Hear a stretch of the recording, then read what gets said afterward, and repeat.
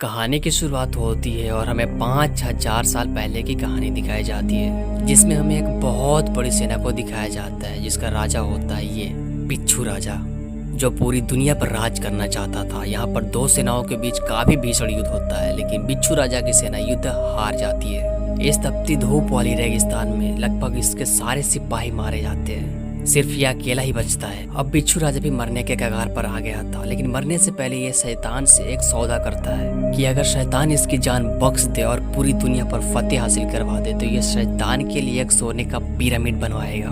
जिसके बाद शैतान इसकी बात मान लेता है और रेत से एक बिच्छू निकलता है, जिसे बिच्छू राजा बिना डरे अपने दांत से चबा जाता है। जिसके बाद ये पूरा रेगिस्तान एक हरी भरी जंगल में तब्दील हो जाती है। यहाँ पर बिच्छू राजा के अंदर कुछ शैतानी शक्तियाँ भी आ जाती है, जिससे वो अपनी बहुत बड़ी सेना बनाती है और लगभग पूरी दुनिया को जीत लेता है। जिसके बाद बिच्छू राजा खुद को ही भगवान मानने लगता है। जिसके बाद एनुबस, जो कि शैतान होता है, सबसे बड़ा शैतान होता है, वो इसकी रूह को कब्ज कर लेता है और इसकी सारी फौज रेत के अंदर दफन हो जाती है। दरअसल यहाँ पर बिच्छू राजा और उसकी सारी सेना इस चीज का इंतजार कर रही है कि काश कोई इंसान आए और इसे आजाद कर दे, जिसके बाद ये फिर से सारी दुनिया पर हुकूमत कर सके। जिसके बाद कहानी टर्न होती है और हमें अब की कहानी दिखाई जाती है, जहाँ पर एक शादीशुदा जोड़े को दिखाया जाता है, जिसमें ये लड़की एक आर्कियोलॉजिस्ट होती है। ये दोनों बिल्कुल उसी जगह पे आए हैं जहाँ पर वो बिच्छू राजा की सेना दफन है। ये लोग एक्सप्लोर करते करते एक ऐसे जगह पे पहुंच जाते हैं जहाँ पे ढेर सारे बिच्छू और ढेर सारे कंकाल थे। जिसके आगे जाने के बाद इन लोगों को एक संदूक मिलता है। इसके अंदर वही शाही कंगन होता है जो बिच्छू राजा पहन रखा था, और जैसे ये लोग संदूक को हाथ लगाता है, अचानक से सारी चीजें हिलने लगती है। जिसके बाद किसी तरह ये लोग संदूक लेकर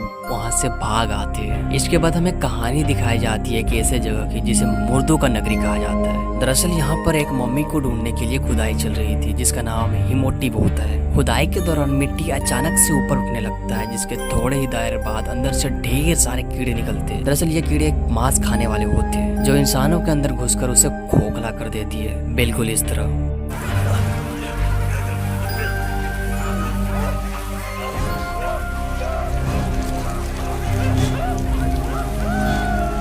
थोड़े ही देर बाद आखिरकार इन लोगों को वो मम्मी मिल ही जाती है। जिसके बाद हमें कहानी दिखाई जाती है लंदन की, जहाँ पर ये दोनों आपस में बात कर रहे होते हैं। इधर इनका बच्चा इस वाले संदूक को खोलकर इसके अंदर से वो शाही कंगन निकालकर पहन लेता है। जिसके बाद इस बच्चे को वो सारी मेमोरी दिखा दिया जाता है जो कि बिच्छू राजा का होता है। बिच्छू राजा का वो महल, वो फौज, वो सोने का पिरामिड, सब कुछ। दरअसल इस कंगन के लिए वो लाल सेना के लोग भी इसके पीछे पड़े हुए थे, जो हिमोटिव की मम्मी को ढूंढने के लिए खुदाई कर रहे थे, जो बंदूक की नोक पर संदूक और इसकी बीवी को लेकर चला आता है। इसके बाद हमें कहानी दिखाई जाती है एक म्यूजियम की, जहाँ पर वो अपने हिमोटिव मम्मी को जिंदा करने के लिए मंत्र पढ़ने लगता है। जिसके बाद म्यूजियम में रखे सारे मम्मीज जिंदा हो जाते हैं।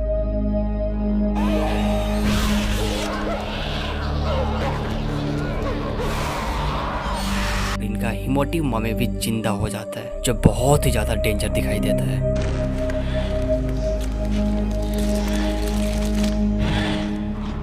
यहाँ पर एक और लड़की दिखाई जाती है जो कि हिमोटिव मम्मी के पास जाती है। दरअसल हमें यहाँ पर ये पता चलता है कि ये लड़की आज से 5,000 साल पहले इस हिमोटिव जो मम्मी है इसकी गर्लफ्रेंड है। यानी आज से 5,000 साल पहले ये मम्मी और ये लड़की दोनों गर्लफ्रेंड बॉयफ्रेंड था। हिमोटिव जिंदा होने के बाद सबसे पहले अपने शैतान को खुश करने के लिए इस लड़की की बलि देना चाहते थे, जिसके लिए वो इस लड़की को आग में जलाने का हुक्म देता है। लेकिन तभी इसका पति आ जाता है और इसे बचा लेता है। यहाँ पर हिमोटिव अपनी शैतानी शक्तियों से 3 और मम्मीज को बना और उसे उन लोगों को मारने के लिए भेज देता है। यहाँ पर ये मम्मीज इन लोगों का पीछा भी करते हैं, लेकिन सारे मम्मीज मारे जाते हैं। इतनी बड़ी जीत के बाद ये लोग थोड़ा रोमांटिक हो जाते हैं। जिसके बाद बच्चे को बुरा लगता है तो वो बाहर चला जाता है, लेकिन जैसे बाहर जाता है तो लाल सेना के लोग इस बच्चे को पकड़कर लेकर यहाँ से चले जाते हैं। दरअसल ये लोग बच्चे को इसलिए पकड़ के लेके जा रहे हैं क्योंकि इस बच्चे के पास सोने का कंगन है जो कि ये पहन रखा है। लेकिन यहाँ पर प्रॉब्लम वाली बात यह है कि ना तो कोई इस बच्चे को मार सकता है और ना ही इसके हाथ से वो कंगन छीन सकता है। ये सिर्फ एक ही जगह खुल सकता है और वो बिच्छू राजा के कब्र में। यहाँ पर कुछ लोग आते हैं जो कि लाल सेना का कोई काम करता है, जिसके लिए ये लोग पैसे लेने के लिए आते हैं। लेकिन यहाँ पर ये लड़की पैसे देने के बजाय इसे हिमोटिव के पास लेके चला आता है। अब देखिए इन लोगों के साथ क्या होता है।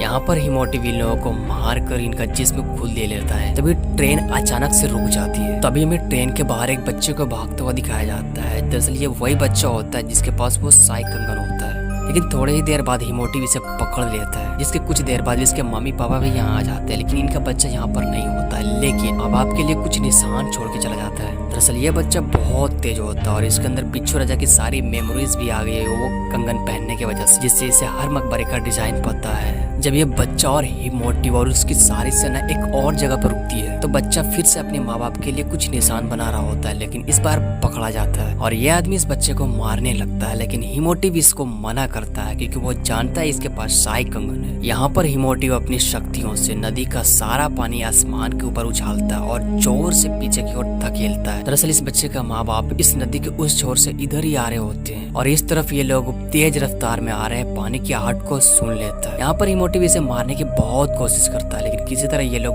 बच जाते हैं। जिसके बाद ये लोग एक ऐसी जगह पे पहुंच जाते हैं जहाँ पर रेगिस्तान के बीच में काफी ज्यादा हरियाली होती है। दरअसल ये वही जगह होता है जहाँ पर बिच्छू राजा शैतान से सौदा करता है और इस रेगिस्तान को एक हरियाली जगह में बदल देता है। लेकिन यहाँ पर आने के बाद अचानक से इन लोगों का जहाज खराब हो जाता है और पानी का फवारा इसे जोर से नीचे धकेल देता है। यहाँ पर नीचे गिरने के बाद इन लोगों की हालत काफी खराब हो जाती है और इसका जहाज भी खराब हो जाता है। लेकिन यहाँ पर यह इंसान इस पायलट को एक सोने की छड़ी देता है और यकीन दिलाता है कि अगर ये इस जहाज को वापस से बना देता है तो इसे और सोने के सिक्के देगा। जिसके बाद ये पायलट मान जाता है, लेकिन जैसे ये लोग जाने लगते हैं तभी ये मौका देखकर ये छड़ी वापस से चुरा लेता है। यहाँ पर हिमोटिव अपनी गर्लफ्रेंड और बहुत सारे लाल सेनाओं के साथ सोने के पिरामिड की ओर जा रहा होता है, जहाँ पर रास्ते में इसे ढेर सारे कंकाल दिखाई देते हैं। दरअसल ये सारे कंकाल एक अलग अलग समय से आए हुए होते हैं। कुछ नेपोलियन का सेना होता है, कुछ रोम की सेना होती है, कुछ फ्रांसीसी सेना होती है जो कि सोने के शहर को लूटने के लिए आते हैं, लेकिन सारे लोग बहुत बेरहमी से मारे जाते हैं। दरअसल यहाँ पर कुछ शैतान होते हैं जो कि सोने की शहर की रक्षा करते हैं।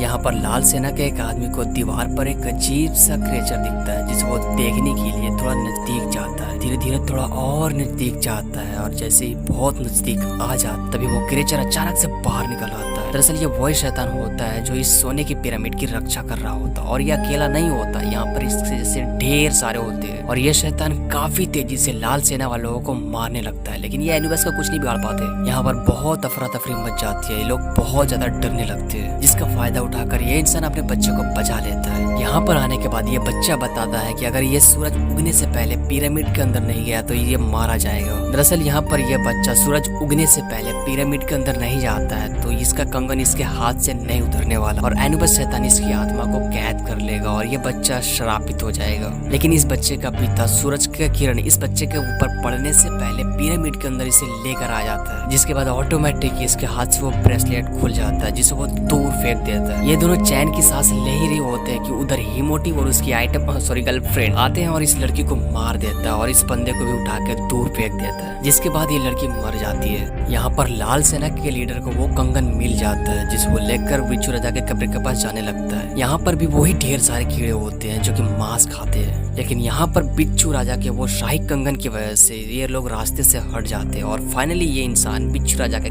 कब्र के पास आ जाता है। जिसके बाद ये इंसान कंगन वाले हाथ को बिच्छू राजा के कब्र के अंदर डालता है, जिसके बाद सब कुछ सोने में बदलने लगता है और लगभग पूरा शहर सोने में बदल जाता है।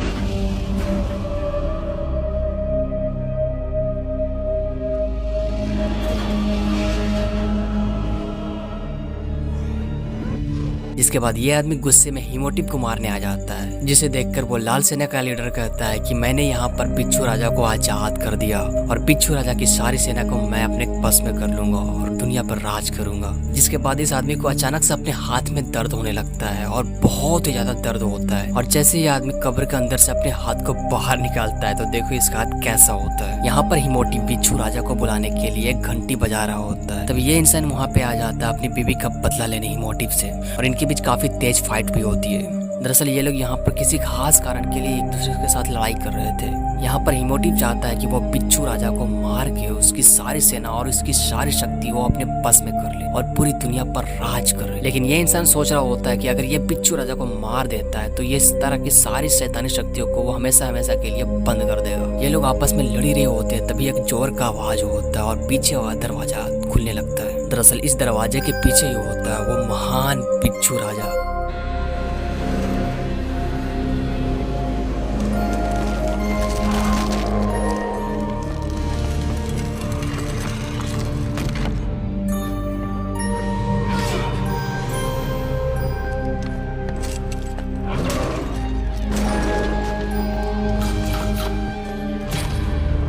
यहाँ पर बिच्छू राजा जैसे हिमोटिव को मारने के लिए दौड़ता है तो हिमोटिव कहता है कि मैं आपका गुलाम हूँ, मुझे बख्श दो। और हिमोटिव ये भी बता देता है कि वो इंसान आपको मारना चाहता है और आपकी सारी शक्तियों को अपने बस में करना चाहता है। यहाँ पर बिच्छू राजा और इसके बीच काफी तगड़ी फाइट भी होती है, जिसके बाद ये बच के वहाँ से भाग तो आता है, लेकिन ये कैसे ड्राइंग को देखता है। दरअसल ये छड़ी एक भाला होता है जिससे बिच्छू राजा को मारा जा सकता है। और यहाँ पर वो इंसान भी आ जाता है जिसके पास ये छड़ी होता है और ये आदमी उस भाले से बिच्छू राजा के ऊपर हमला कर देता है। तभी अचानक से हिमोटिव उसे रोक लेता है।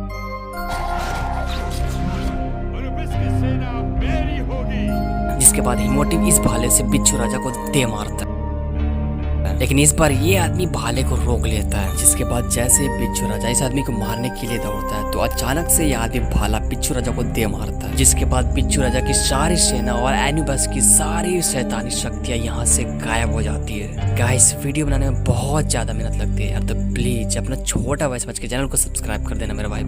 अलविदा मेरे भाइयों।